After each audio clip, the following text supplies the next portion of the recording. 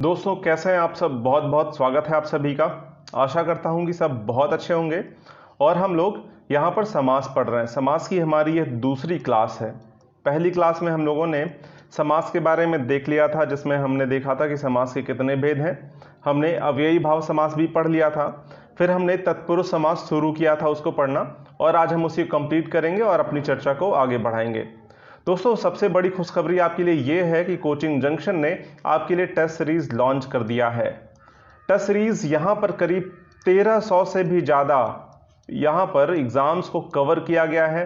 इसमें बहुत सारे प्रश्नों का बहुत बड़ा संग्रह है। आप इसको जरूर ज्वाइन करें।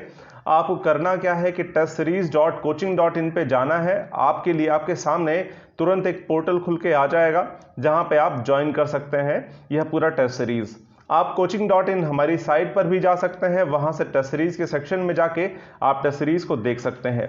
वहां पे बहुत सारे टेस्ट ऐसे हैं जो कि फ्री में आपके लिए उपलब्ध कराए गए हैं। कम से कम एक बार उन टेस्ट सीरीज को आप एक बार करके देखें। उन टेस्ट पेपर्स को एक बार आप करके देखें। बहुत फायदा होने वाला। आपको बहुत मेहनत से, बहुत लगन से आपके लिए तैयार किया गया है। यहाँ पर जो फीचर्स हैं इसके, उसकी बात करें अगर दोस्तों, तो यहाँ पर 24x7 आपको एक्सेस मिलेगा पूरे आपके एग्जाम टेस्ट के सीरीज का। ठीक है ना। यहाँ कभी भी आप आकर जो है टेस्ट दे सकते हैं। और साथ ही साथ इसका एक फायदा ये होने वाला है कि आपको पर्सनलाइज परफॉर्मेंस एनालिसिस मिलेगा। आपका जो है यहाँ पर व्यक्तिगत आपका क्या परफॉर्म रहा है उसका विश्लेषण आपको यहाँ पर मिलेगा। आपको किस किस टॉपिक में कैसे सुधार करना है यह सब। और सबसे बड़ी बात कि यहाँ पर आपको टॉपिक वाइज क्वेश्चंस देखने को मिलते हैं। ठीक है। तो ये जो है काफ़ी प्लस पॉइंट है आपकी तैयारी के लिए। आप बहुत अच्छे से यहाँ पर अपने तैयारी को कर सकते हैं। कोई भी आप पर्टिकुलर टॉपिक पढ़ रहे हैं, उसके बाद आके यहाँ पर टेस्ट दे सकते हैं। आप कवर कर पाएंगे अपने पूरे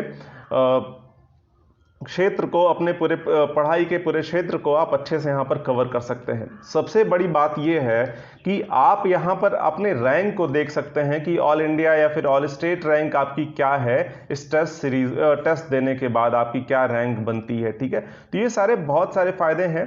मैं तो एक बार कहूँगा जरूर आए यहाँ पर टेस्ट सीरीज में और ज्वाइन करें। जो कम से कम एक बार फ्री वाले जो टेस्ट हैं उनको देकर देखें, आपको भरपूर फायदा मिलेगा इसका।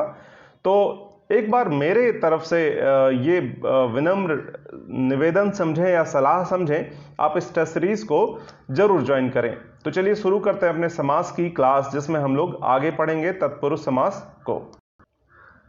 हम देख रहे थे दूसरा हमारा जो समास का भेद है तत्पुरुष समास।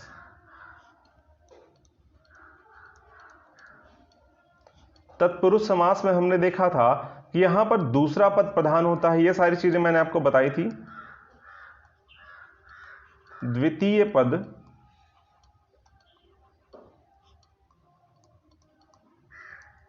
प्रधान होता है। ठीक है ना। ये सारी बातें मैंने आपको बताई थी। मैंने इसकी परिभाषा भी आपको लिखवा दी थी। ठीक है ना। अब हम देख रहे थे कि इसके अलग अलग कितने भेद हैं। तो मैंने आपको बताया था कि कर्म तत्पुरुष,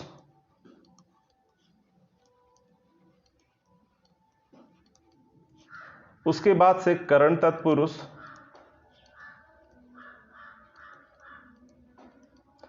कर्म तत्पुरुष, करण तत्पुरुष और संप्रदान तत्पुरुष। एक एक करके हम इन सबको समझेंगे। संप्रदान तत्पुरुष, फिर अपादान तत्पुरुष,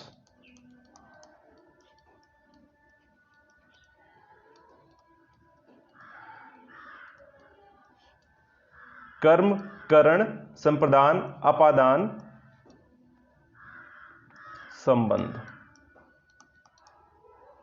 संबंध, तत्पुरुष समास। और फिर जो हमारा अंतिम है यहां पर वह क्या हो जाएगा? अधिकरण तत्पुरुष समास।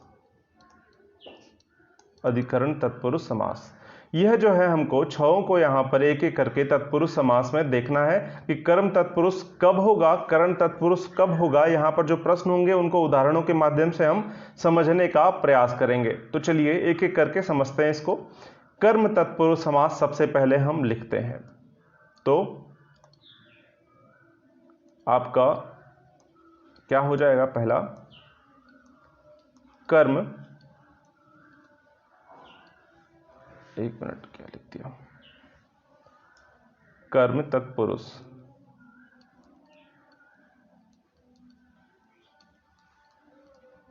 समास। देखिए होता क्या है ना, जैसे कर्ता कर्म करण ये सब क्या है, इसको सबसे पहले समझ लेते हैं। देखिए कर्ता क्या होता है, मैं एक वाक्य लिखता हूं यहां पर, फिर आपको समझाता हूं अच्छे से। मैंने एक वाक्य लिखा कि रोहन ने सोहन को पीटा। बहुत बदमाश लड़का है रोहन, उसने सोहन को पीट दिया, ठीक है ना। अब देखिए यहां पर क्या हो रहा है, किसने पीटा, किसने यह काम किया पीटने का, तो रोहन ने किया ना, तो रोहन क्या हो जाएगा, कर्ता हो जाएगा, कर्ता, ठीक है ना। रोहन ने, तो रोहन के लिए किस जो है यहां पर कारक का प्रयोग हुआ, ने का प्रयोग हुआ, ने कारक का प्रयोग हुआ है रोहन के लिए, ठीक है ना। तो कर्ता कारक क्या हो जाएगा, ने हो जाएगा। बात आपको समझ में आई, कर्ता कारक क्या हो जाएगा, ने हो जाएगा, कर्ता के साथ क्या लगेगा, ने लगेगा। अब सोहन क्या हो गया, किसको पीटा, किसको पीटा, सोहन को पीटा ना, तो सोहन क्या हो गया, कर्म कारक। इसके लिए हमेशा यहां पर को क्या हो गया, कर्म कारक। यहां पर किसको पीटने, सोहन को पीटा, यानी कि कर्म के साथ हमेशा क्या लगेगा, को लगेगा, को कारक चिन्ह का प्रयोग होगा कर्म के लिए, ठीक है ना। बात आपको समझ में आ रही है, यहां पर क्या होता है। तो इस तरह से अभी हम आगे और समझते हैं, पहले इतना हम समझ लिए और अब आगे देख लेते हैं पहले कर्म तत्पुरुष समास को, ठीक है ना। अब देख लेते हैं इसको, कर्म तत्पुरुष में क्या हो, कर्ता के लिए क्या होता है, ने होता है, कि रोहन ने सोहन को मारा, तो रोहन ने, यहां पर रोहन क्या है, कर्ता है, उसके लिए क्या प्रयोग हुआ, ने प्रयोग हुआ ना। तो रोहन के लिए कौन सा कारक चिन्ह प्रयोग हुआ, रोहन के लिए ने का प्रयोग, क्योंकि वह कर्ता है। अब कर्म के लिए क्या होता है, ने का प्रयोग हुआ, ठीक है ना। रोहन ने सोहन को, यानी कर्म के लिए क्या प्रयोग होगा, को प्रयोग होगा, ठीक है ना। को, यहां पर किसका प्रयोग होगा, कर्म तत्पुरुष समास के लिए को का प्रयोग होगा, को शब्द का प्रयोग होगा, ठीक है ना। तो जहां पर भी इसका लोप हो जाएगा, को शब्द का, को कारक चिन्ह का जहां लोप हो जाएगा, समास में यही ना होता है, जैसे राजा का कुमार, राजा का कुमार, यहां पर का कारक चिन्ह का लोप हो गया है ना, तो क्या हो गया, राजकुमार। जहां पर भी, अब इसी तरह से जहां पर भी को शब्द का लोप हो जाएगा, को कारक चिन्ह का लोप हो जाएगा, वह क्या हो जाएगा, कर्म तत्पुरुष समास हो जाएगा। बात आपको आई समझ में, जहां पर भी को का लोप हुआ वह कर्म तत्पुरुष समास हो जाएगा। चलिए लिखते हैं इसको और फिर उदाहरण से समझते हैं। यहां पर लिख लें कर्म तत्पुरुष समास और यहां पर लिख लें को का लोप, ठीक है, को का यहां पर लोप हो जाएगा। अब चलिए इसको उदाहरण से हम लोग समझ लेते हैं। मैंने यहां पर लिखा माखन चोर, माखन चोर। अब देखिए यहां पर को का कैसे लोप हुआ है, यहां पर को शब्द कैसे यहां पर छिप गया है, इसको हम लोग देख लेते हैं। माखन चोर मतलब क्या होता है, माखन को चुराने वाला, माखन को चुराने वाला। अब देखिए यहां पर कारक चिन्ह कौन सा है, को ही है ना कारक चिन्ह। मैंने आपको कल बताया था, ने, में, पर, का, की, के, को, से, ये सारे जो शब्द होते हैं ना, ये कारक चिन्ह कहलाते हैं, ठीक है ना। पहले जब आप अपभ्रंश शब्द देखते थे ना, मैं एक बात और यहां पे बताता हुआ चलूं, हिंदी का जो विकास है ना, हम लोग कब से मानते हैं, 10वीं शताब्दी से मानते हैं ना। 10वीं शताब्दी से हिंदी का विकास हुआ ना। हिंदी साहित्य का इतिहास जब आप पढ़ते हैं तो हिंदी साहित्य का विकास कब से माना, 10वीं शताब्दी से माना जाता है। और यह किस आधार पर माना जाता है, जो अपभ्रंश था उससे हिंदी बनी है। और वहां पर तब इन चिन्हों का प्रयोग नहीं होता था, ठीक है ना।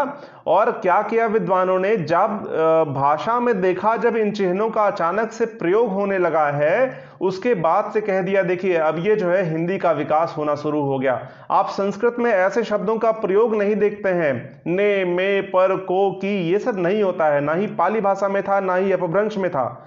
ऐसे कारक चिन्ह हिंदी में ही प्रयोग हो रहे थे, ठीक है ना। तो हिंदी में इनका प्रयोग बढ़ता है, ठीक है ना। चलिए, अतिरिक्त जानकारी थी, कारक चिन्हों का प्रयोग सिर्फ हिंदी में होता है और यहीं से इसी को आधार बनाकर यह बताया गया। देखिए अब 10वीं शताब्दी के बाद से ऐसे ऐसे चिन्हों का प्रयोग होने लगा, इस वजह से अब हिंदी का विकास शुरू हो गया। वो अलग जानकारी थी, चलिए मैंने आपको बता दिया यहां पे। अब देखिए ये सारे क्या होते हैं, कारक चिन्ह होते हैं। अब इन्हीं में से एक कारक चिन्ह क्या है, माखन को चुराने वाला में को, ठीक है ना। यह क्या है, कारक चिन्ह, को क्या है, कारक चिन्ह है। और कौन सा कारक चिन्ह है, कर्म कारक है, ठीक है ना। तो यहां पर जब इसका लोप हो गया, को हमने विलुप्त कर दिया, को क्या कर दिया, खत्म कर दिया, तो बन गया माखन चोर। और जहां पर हमने कर्म तत्पुरुष कर्म कारक को खत्म किया था, इस वजह से यह माखन चोर बना। तो यह समास कौन सा बन जाएगा, कर्म तत्पुरुष समास। बात समझ में आई आपको, यहां पर क्या हो जाएगा, कर्म तत्पुरुष समास। अब देखिए कर्म तत्पुरुष समास क्यों हो जाएगा, इसको भी समझ लेते हैं। पहले मैंने क्या बताया था, द्वितीय पद यहां पर प्रधान होता है और प्रथम पद यहां पर गौड़ होता है, मैंने ये आपको बताया था कल। अब देखिए यहां पर माखन चोर जब मैं बोलता हूं तो आपके सामने मक्खन की छवि पहले बनती है या किसी मक्खन चुराने वाले की, आपके दिमाग में पहले आएगा ना, एक मक्खन चुराने वाला व्यक्ति। खैर वो बात अलग है कि हम भगवान कृष्ण को कहते हैं मक्खन चुराने वाला, ठीक है ना, माखन चोर। लेकिन आपके मन में मक्खन की छवि नहीं ना आई, पहले माखन चोर की छवि आती है। इसका मतलब यहां पर चोर शब्द जो है ज्यादा प्रभावी है, यह शब्द जो है चोर ज्यादा प्रभावी है, यह प्रधान शब्द है। इसका मतलब क्या हुआ, यहां पर दूसरा शब्द जो चोर है वह ज्यादा प्रभावी है। और तत्पुरुष समास में यही ना होता है भाई, तत्पुरुष समास में द्वितीय पद ही तो प्रधान होता है, प्रथम पद क्या होता है, गौड़ होता है। और यहां पर कर्म कारक चिन्ह का लोप हुआ है, तो यहां पर क्या हो गया, कर्म तत्पुरुष समास हो गया। बोलो भाई समझ में आया कि नहीं। बहुत आसान और बहुत धीरे धीरे हम इस चीज को समझते हुए चल रहे हैं, कभी नहीं भूलेगा यहां से, ठीक है ना। इतने आराम से पढ़ते हुए चलेंगे इसको, ठीक है ना। चलिए मैंने एक और लिखा शब्द, एक और शब्द मैं लिखता हूं, मिटा देता हूं इसको पहले मैं थोड़ा सा। मैंने लिखा गिरह कट, मैंने लिखा गिरह कट, मतलब क्या हो गया, गिरह को काटने वाला, गिरह को काटने वाला। अब यहां पर देखिए, यहां पर कारक चिन्ह कौन सा है, को ही है ना भाई। जब को का लोप हो गया वह क्या हो गया, गिरह कट हो गया, ठीक है ना, गृह कट, गिरह कट, ठीक है ना। अब यहां पर क्या हुआ है, को का लोप होते ही या कर्म तत्पुरुष समास हो गया, क्योंकि को क्या है, कर्म कारक चिन्ह है, ठीक है ना, कर्म कारक का चिन्ह है। कर्ता को तो हम लेते नहीं है यहां पर, ठीक है ना, इसलिए कर्म से शुरुआत करते हैं, तो यहां पर कर्म तत्पुरुष समास हो जाएगा। बात आई समझ में। मैंने एक और लिखा गगन चुंबी, मैंने लिखा गगन चुंबी, गगन को चूमने वाला, गगन को चूमने वाला,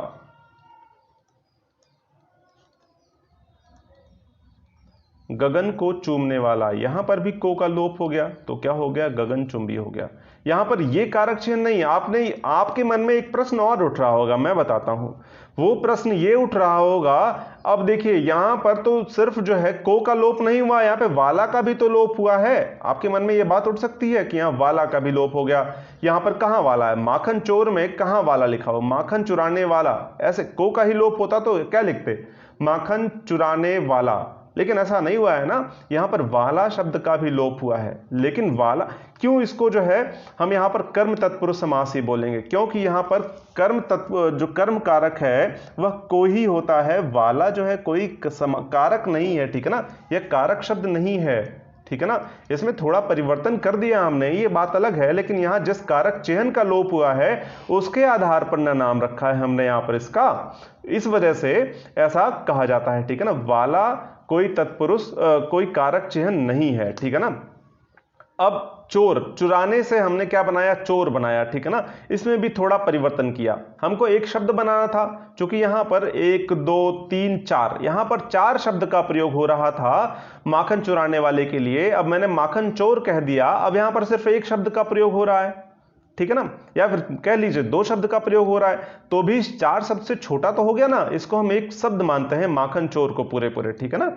तो यहां पर परिवर्तन करके हमने छोटा कर दिया, यही तो समास का काम है। बात आई समझ में। यहां पर को कारक चिह्न है, वाला कोई कारक चिह्न नहीं है, ठीक है ना। चलिए, यह बात आपको समझ में आ गई। अब 1 2 उदाहरण और दे दूं क्या मैं आपको, चलिए 1 2 उदाहरण से और इसको समझ लेते हैं।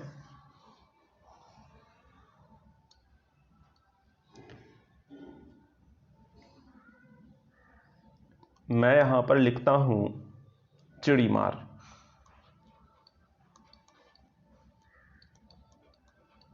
चिड़ी मार। मैंने लिखा मतदाता, मैंने लिखा मतदाता।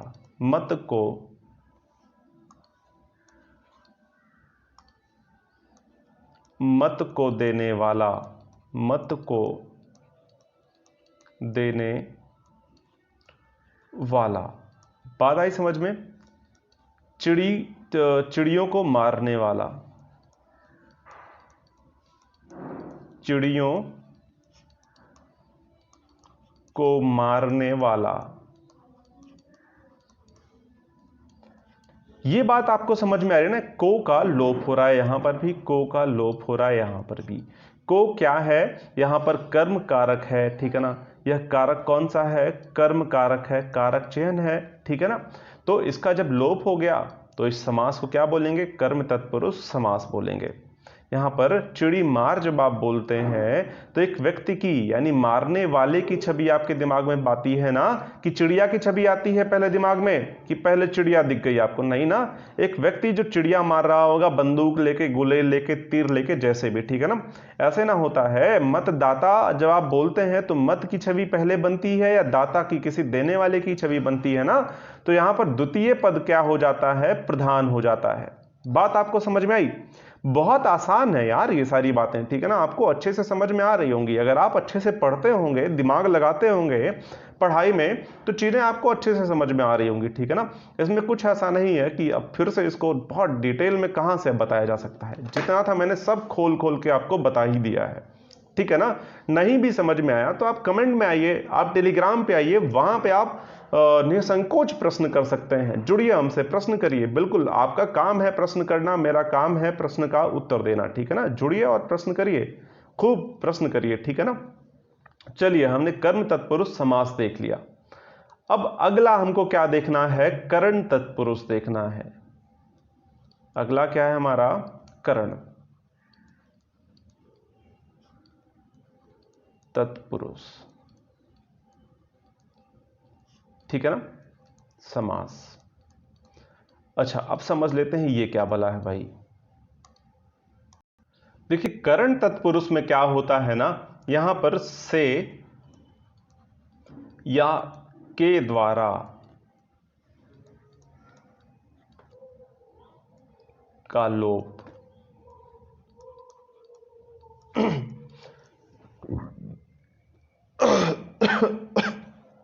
बात आपको समझ में आ रही मैं क्या कह रहा हूं। यहां पर से का लोप होगा या तो के द्वारा, यहां पर जो से है ना वह के द्वारा के भाव में ही आएगा। अभी नहीं समझ में आया होगा आपको, मैं आपको बताता हूं उदाहरण से। जब मैं इसको बताऊंगा तो आप अच्छे से इसको समझ जाएंगे, ठीक है ना। जैसे मैंने एक शब्द लिखा, कि यहां पर नेत्रहीन, नेत्रहीन, ठीक है ना। या फिर मुंह मांगा, मैंने लिखा मुंह मांगा, यहां पर आप अच्छे समझ जाएंगे, मुंह मांगा, ठीक है ना। इसका मतलब क्या हुआ, मुख से मांगा, मुख द्वारा मांगा, ठीक है ना।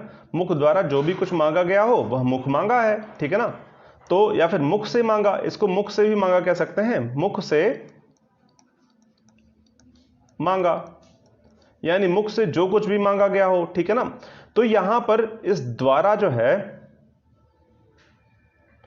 इस द्वारा का जो है जो भाव है वही भाव किसका है, इस से का भी है। दोनों का भाव एक ही होता है। देखिए यहां पर मैं इस बात को क्यों बता रहा हूं, एक चीज होता है ना, से का प्रयोग होगा एक जगह पर और, जैसे घर से गया, कोई घर से गया, वहां पर जो से शब्द प्रयोग हुआ है ना उसका भाव दूसरा है, और मुख से मांगा यहां पर अलग भाव है, क्योंकि वहां पर घर से गया में घर से अलग हो रहा है कोई, पेड़ से गिरा, ठीक है ना, पेड़ से गिरा, घर से गया, यह सब जब मैं बोलता हूं तो यहां पर जो से शब्द है, जो से शब्द है ना, इसका अर्थ अलग होने के भाव में होगा, लेकिन यहां पर जो से है इसका अर्थ द्वारा के भाव में आएगा। बात समझ। नेत्रहीन की बात कर लें अगर हम, तो नेत्र से हीन, नेत्र से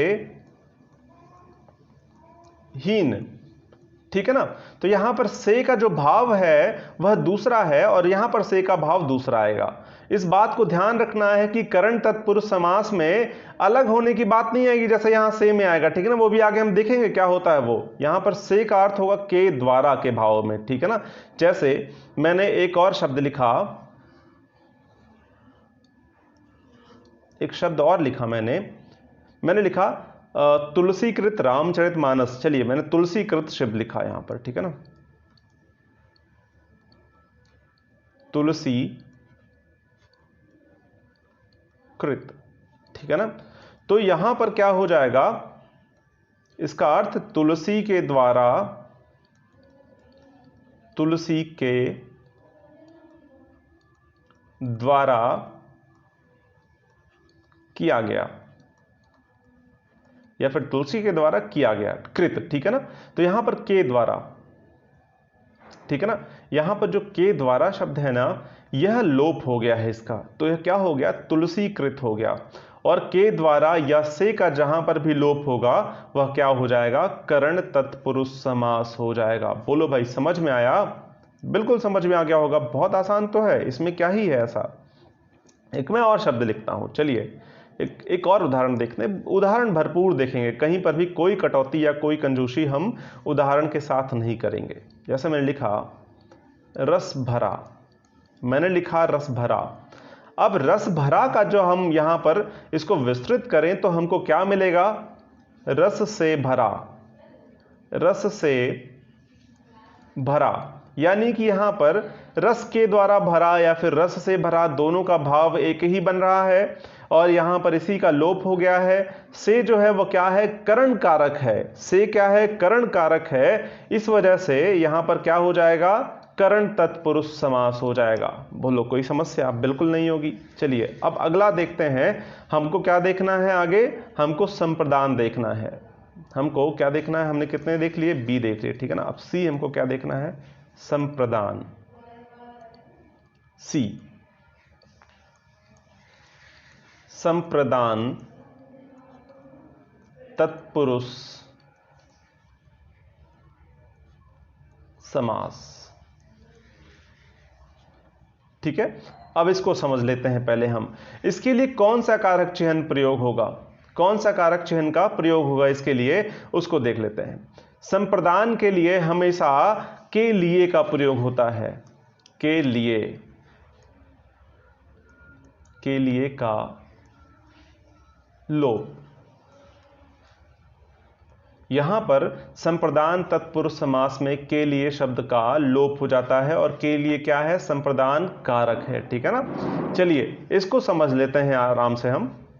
अच्छा एक बात और, मैं यहाँ पर अभी मैं चूंकि कारक नहीं पढ़ा रहा हूँ इसलिए कारक को बहुत डिटेल में नहीं बता रहा हूँ, ठीक है ना। उतना मैं यहाँ कारक को बताता हुआ चल रहा हूँ जितना आपको समझ में आ जाए, ठीक है ना। जब हम कारक पढ़ेंगे ना, कारक को पढ़ेंगे तो बहुत डिटेल में पढ़ेंगे, एक भी प्रश्न वहां पर आपका बचने नहीं पाएगा, ठीक है ना। इस तरह से हम कारक को खत्म करेंगे, ठीक है ना। लेकिन आप साथ में बने रहें, आप अपने विचार हमारे साथ साझा करते रहें, आपको कैसा लगता है ये सेशन वो जरूर बताते रहें हमको, ठीक है। तो यहां पर अभी हम कारक चूंकि नहीं पढ़ रहे हैं इसलिए हम इतना पढ़ते हुए चले कि कौन सा चिह्न किसके लिए प्रयोग होता है।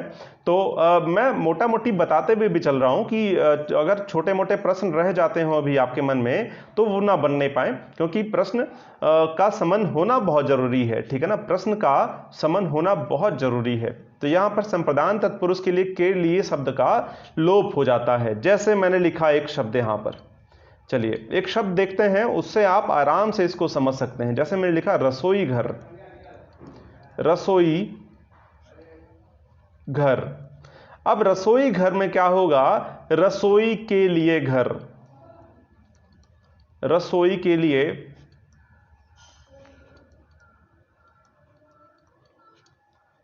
घर, ठीक है ना। रसोई के लिए घर की बात हो रही होगी, तो यहां पर के लिए का लोप हो गया, ठीक है ना, के लिए का लोप हो गया। अगर आपको एक बात मैं यहां पर और बता दूं, अगर आपको हिंदी में कोई प्रश्न ऐसा होता है जो परेशान करता है हिंदी विषय में, तो निसंकोच पूछ सकते हैं। हम लोग घंटों किसी टॉपिक पर चर्चा कर लेंगे। आपको अगर लगता हो तो व्यक्तिगत आकर इनबॉक्स में जरूर जुड़िए। आप कमेंट बॉक्स में भी हमसे प्रश्न कर लीजिए, ठीक है ना। किसी भी टॉपिक पर हिंदी में, साहित्य के सेक्शन में, व्याकरण के सेक्शन में आपको कहीं से प्रॉब्लम हो रही हो, समस्या हो रही हो, कुछ आपको क्लियर करना हो, तो आप 5 मिनट, 10 मिनट, 15 मिनट, 20 मिनट, आप जितना देर भी समय देंगे ये चर्चा की जा सकती है किसी भी टॉपिक पर। किसी एक शब्द को लेकर हो, किसी एक परिभाषा को लेकर हो, किसी भी प्रकार की कोई समस्या हो, किसी भी साहित्यिक विधा के बारे में कोई परेशानी आपको हो रही हो, तो निसंकोच आप जुड़िए। मैं बार बार ये बात आपसे कहता हूं, इसको निवेदन समझ लें या मेरी सलाह समझ लें, आप ऐसा जरूर करिए, प्रश्न जरूर किया करें, ठीक है। तो यहां पर टेलीग्राम पे जुड़ जाइए, आप वहां से हमसे जुड़ सकते हैं, या फिर आप व्हाट्सएप ग्रुप या फिर किसी भी तरह से आप नीचे डिस्क्रिप्शन में जो नंबर दिया गया है वहां से संपर्क कर लें कि हमको फलाने टीचर से फलानी बात पूछनी है। आप वहां से भी कर सकते हैं सारी बातें।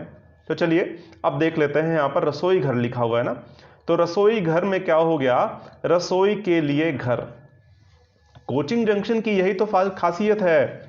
कोचिंग जंक्शन में आपको व्यक्तिगत जो है यहां पर टीच किया जाता है, प्रत्येक छात्र को व्यक्तिगत स्तर पर यहां पर ट्रीट किया जाता है।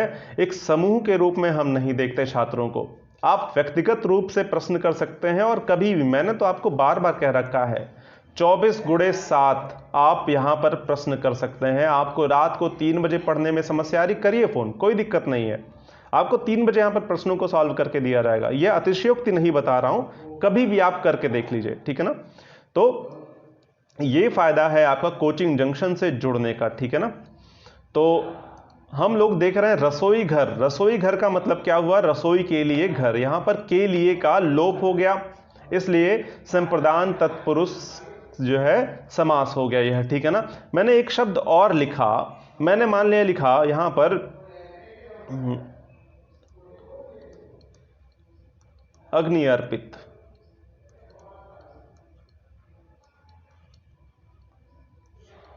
तो इसका अर्थ क्या हो जाएगा, अग्नि के लिए अर्पित।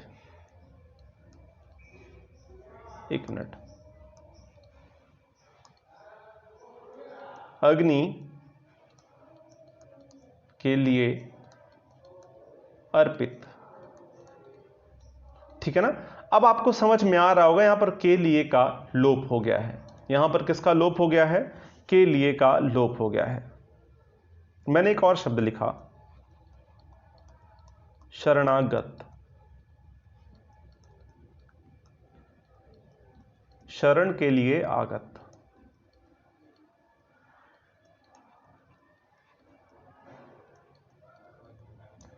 बात आपको समझ में आई, यहां पर भी के लिए का लोप हो गया है, इस वजह से यहां पर क्या हो गया, संप्रदान तत्पुरुष समास हो गया। बात आई समझ में आपको। चलिए अब हम देख लेते हैं अपना चौथा, यानी कि हमारा बी क्या हो जाएगा, संप्रदान हो गया, अपादान हो जाएगा। अपादान, अपादान तत्पुरुष समास।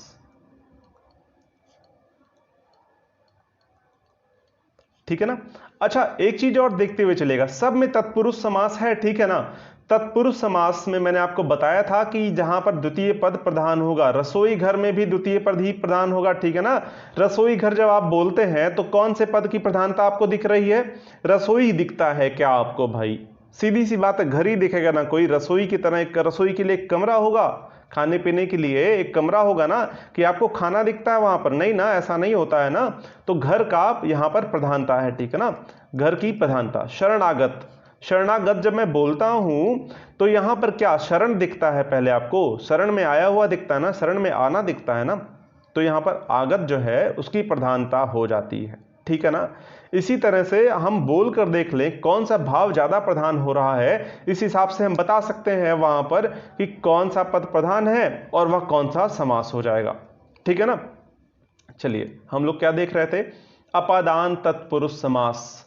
इसमें अपादान में क्या होता है ना, किसी चीज के अलग होने की बात होती है। जब कुछ किसी चीज से अलग होता है तो वहां पर अपादान होता है, ठीक है ना। तो यहां पर से का लोप हो जाता है, से कारक चिह्न, यहां पर जो यह से था यहां पर इस से अलग होता है। मैंने आपको बताया था ना अभी थोड़ी देर पहले, से का यहां पर क्या अर्थ हो जाएगा, अलगाव की स्थिति में यहां पर से का प्रयोग हुआ है। यहां पर से का, से यहां पर लिख लीजिए, अलगाव के भाव में, अलगाव के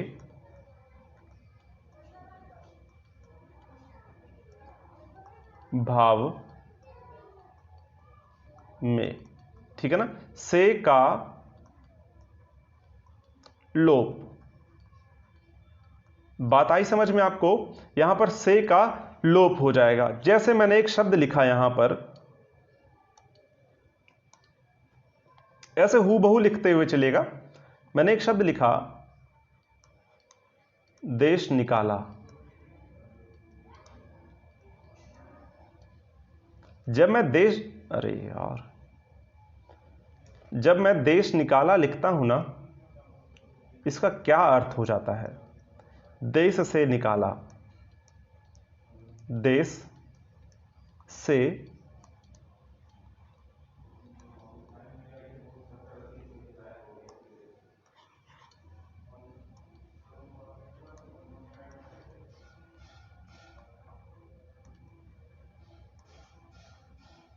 अरे देश से निकाला। अब यहां पर देखिए, किसी भी व्यक्ति का देश से क्या हो रहा है, अलगाव हो रहा है ना। कोई व्यक्ति देश से अलग हो रहा है, देश से निकल रहा है, तो यहां पर अपादान का अर्थ क्या हो गया, जहां पर अलगाव की स्थिति उत्पन्न होगी से के द्वारा, इसका जहां पर लोप हो जाएगा वह क्या हो जाएगा, अपादान तत्पुरुष समास हो जाएगा, ठीक है ना। जैसे पेड़ से गिरा, मैंने एक शब्द लिखा यहां पर पेड़ से गिरा। जब कोई पेड़ से गिरता है तो यहां पर पेड़ से गिरा में यहां पर जो से शब्द का प्रयोग हुआ है वह अलगाव, पेड़ से अलग होने की बात हुई है ना। जैसे मैंने एक शब्द और लिखा, मैंने जैसे लिखा यहां पर धनहीन या धर्महीन, तो जब धनहीन होगा तो धर्महीन व्यक्ति हो जाता है। चलिए यह अलग बात है। तो यहां पर धनहीन यानी कि धन से हीन, धन से हीन, यहां पर धन, धन से क्या हो रहा है, किसी व्यक्ति का अलगाव हो रहा है, ठीक है ना। धन नहीं है, धन से अलग होने की बात हो रही है ना, धन से यहां पर अलगाव है। धर्म से हीन, ठीक है ना, यहां पर हीन लिखा हुआ है, तो धर्म से हीन, यहां पर भी जो से शब्द का प्रयोग हुआ है, से कारक चिन्ह का प्रयोग हुआ है, वह भी किस सेंस में होगा, अलगाव के सेंस में होगा। बात आई समझ में आपको। तो यह जो है, जैसे मैंने एक शब्द और लिखा पथ भ्रष्ट, पथ भ्रष्ट, पथ भ्रष्ट जब मैंने लिखा तो पथ से भ्रष्ट, पथ से भ्रष्ट, ठीक है ना, पथ से भ्रष्ट, पथ से भ्रष्ट होगा तभी धनहीन होगा, और धनहीन होगा तभी वह धर्महीन होगा। देखिए कितना सुंदर यहां पर कनेक्शन बन गया इन तीनों शब्दों का, ठीक है ना। और जब धर्महीन होगा तो उसको सजा मिलेगी, वो उसको देश निकाला हो जाएगा। चलिए एक और यहां पर बन गया, बढ़िया यहां पर। चलिए ठीक है ना, तो पथ से भ्रष्ट, आपको पथ से भ्रष्ट नहीं होना है कभी, नहीं तो फिर देश निकाला हो ही जाएगा, ठीक है ना। चलिए कोई बात नहीं, मजाक था ये सब। तो पथ से भ्रष्ट, यहां पर से क्या है, अलगाव की बात कर रहा है पथ से किसी व्यक्ति के। चलिए ये भी हमने देख लिया। अब हम अगला देख लेते हैं अपना संबंध।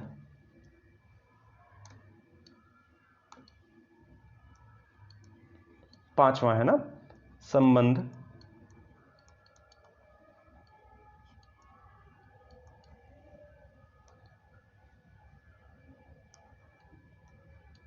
तत्पुरुष समास।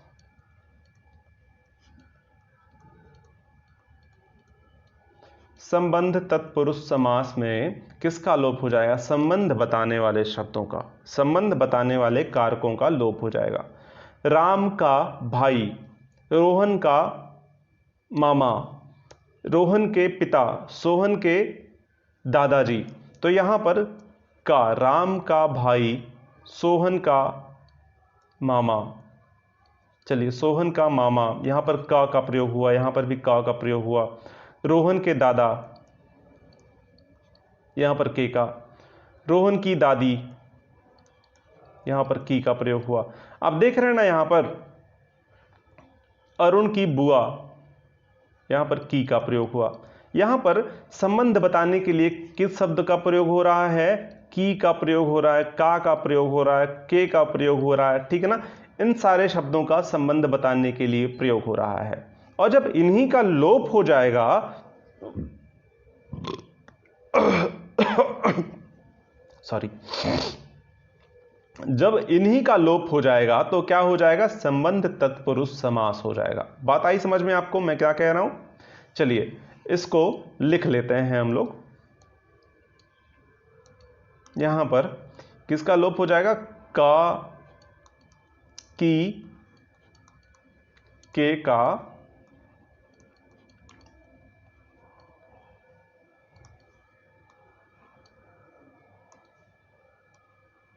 लोप, ठीक है ना। इन तीनों कारक चिन्हों का लोप हो जाता है। अब जैसे हम लोग उदाहरण देख लेते हैं। जैसे मैंने लिखा राजपुत्र, राजपुत्र, राजकुमार। इस उदाहरण को हम लोग तो कल से ही देख रहे हैं, आपको अच्छे से समझ में आ गया होगा। राजपुत्र, राजा का पुत्र, ठीक है ना। यहां पर का शब्द जो है यह संबंध बता रहा है राजा और उसके पुत्र के बारे में, ठीक है ना। यह संबंध बता रहा है। राजकुमार, राजा का कुमार। यहां पर भी संबंध बता रहा है, ठीक है ना। जैसे मैंने एक शब्द और लिखा, उसको भी देख लेते हैं। जैसे मैंने लिखा राजकुमार हो गया, तो राजकन्या भी लिख देते हैं। राजकन्या, राजपुत्री कह लीजिए, ठीक है ना। राजकुमार, राजकन्या, राजपुत्री, क्यों उसको अलग रखा जाए, ठीक है ना। तो राजा की कन्या, यहां पर देखिए के का लोप हो गया है, राजकन्या हो गया है, ठीक है ना। बात आपको समझ में आई ना मैं क्या कह रहा हूं? तो इसी तरह से जैसे मैंने लिखा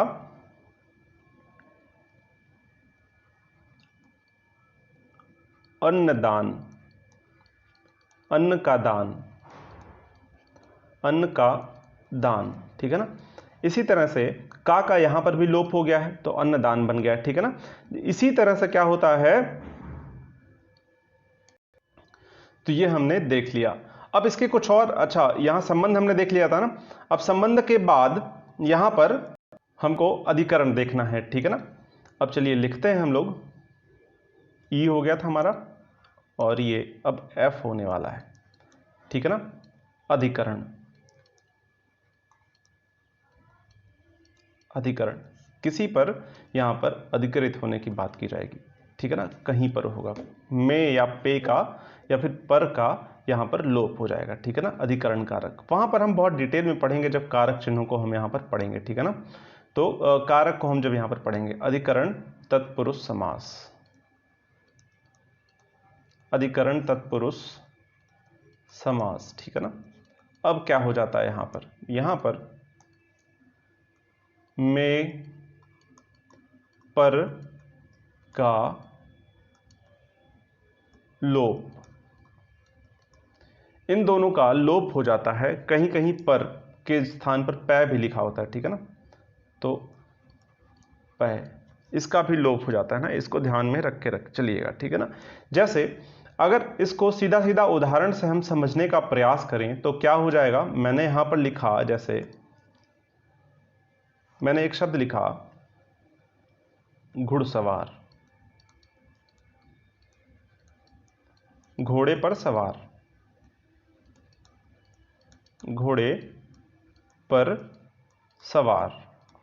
यहां पर देखिए घोड़े पर सवार हो रहा है ना, यहां पर अधिकरण की बात हो रही है ना, घोड़े पर सवार होने की बात हो रही है, ठीक है ना। यहां पर घोड़े पर है कोई, यहां पर जब घोड़े पर है, यहां पर का हमने लोप कर दिया तो यह क्या हो गया, घुड़सवार हो गया, ठीक है ना। अब जैसे मैंने लिखा गंगा स्नान, गंगा में स्नान, गंगा में स्नान, ठीक है ना। यहां पर में का लोप हो गया, यहां पर का लोप हो गया। बहुत डिटेल में इसका नहीं जा रहा हूं, मैं आपको यहां पे बताते हुए चल रहा हूं, आप समझते हुए चल रहे हैं। इसमें बहुत कुछ ऐसा नहीं है। जब कारकों को हम पढ़ेंगे ना, अलग अलग कारक को पढ़ेंगे, विभक्ति को पढ़ेंगे, वहां पर इन सबको बहुत अच्छे से हम समझेंगे। में क्यों प्रयोग हुआ है यहाँ पर क्यों प्रयोग हुआ है यहाँ पर, पै कब, तो ये सारी चीजें अलग अलग इनके कैसे भाग हो सकते हैं, उन सबको बहुत डिटेल में वहां पर समझेंगे। यहां पर उसको उतना ही भाव दें जितने भाव के वो लायक हो, ठीक है ना। तो इस तरह से हम इसको देखते हुए चलेंगे, उदाहरण समझ लेंगे, आपको अपने आप समझ आ जाएगा, ठीक है ना। सारी बातें जैसे मैंने लिखा वनवास, वनवास लिखा तो यहां पर क्या हो रहा है, वन में वास, ठीक है ना। यहां पर में का प्रयोग हुआ है और में का यहां पर लोप हो गया है। जैसे मैंने एक शब्द लिखा नीति निपुण, नीति निपुण, क्या हो रहा है यहां पर, नीति में निपुण, यहां पर नीति में निपुण, यहां पर में है ना, वो हमने विलुप्त कर दिया, वो हमने इसका लोप कर दिया। बात आपको आई समझ में। तो यहां पर क्या हो जाएगा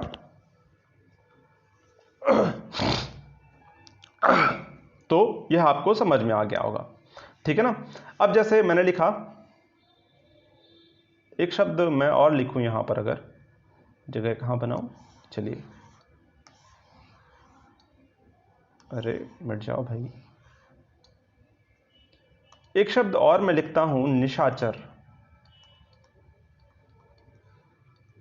निशाचर मतलब क्या हो गया, जो आप लोग सभी हैं, जो पढ़ने वाले छात्र हैं, वो सभी निशाचर हैं। रात को जगते हैं ना, रात को जग के पढ़ाई करते हैं आप लोग ना, तो निशाचर यानी कि निशा में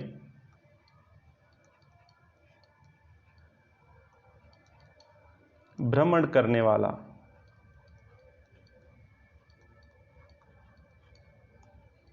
अच्छा एक बात, मैंने किसी से पूछा निशाचर का क्या अर्थ होगा, तो उसने बताया निशा में चरने वाला, ठीक है ना।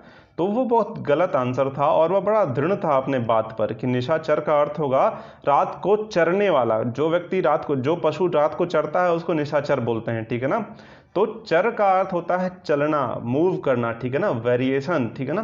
तो चर का यह अर्थ होता है, चर का मतलब चरना नहीं होता है, ठीक है ना, घास चर रहे हैं ये नहीं होता, उस भाव में नहीं। निशाचर का अर्थ होगा भ्रमण करना, ठीक है ना, रात को भ्रमण करने वाला, मूव करना, ठीक है ना। अरे वेरिएबल्स, चर अचर आपने मैथमेटिक्स में पढ़ा है ना, तो वहां पर चर का मतलब घास चरना होता था क्या, नहीं ना। तो आप यहां से भी समझ सकते हैं इसको। अगर आपने हिंदी मीडियम से मैथमेटिक्स पढ़ी है तो चर और अचर पढ़ते थे, ठीक है ना। आपने x को पढ़ा है कि यह जो है चर है, आपने 2 को पढ़ा है कि यह अचर है, ऐसे पढ़ा है ना।